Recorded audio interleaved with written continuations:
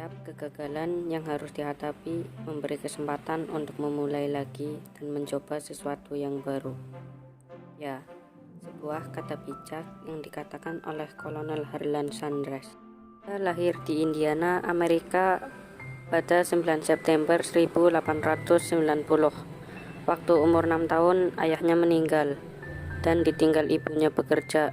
Karena ia anak paling tua, harus mengurus saudara-saudaranya. Ia sempat berprofesi sebagai kuli hingga tukang parkir di tahun 1906, kemudian masuk tentara angkatan darat dan dikirim ke Kuba hingga ia pensiun.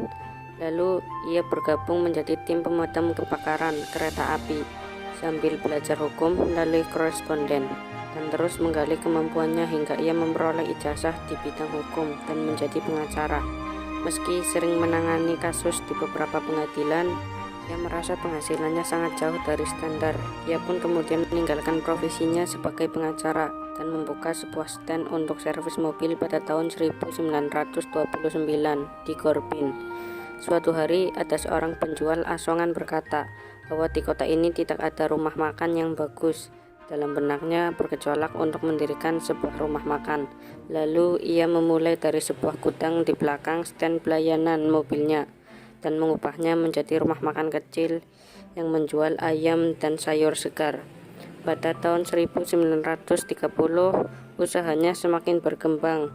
Pada tahun 1939, ia menemukan cara jitu untuk menggoreng ayam, dan ia selalu melakukan percobaan untuk ayam gorengnya sehingga ia menemukan resep spesial ayam goreng.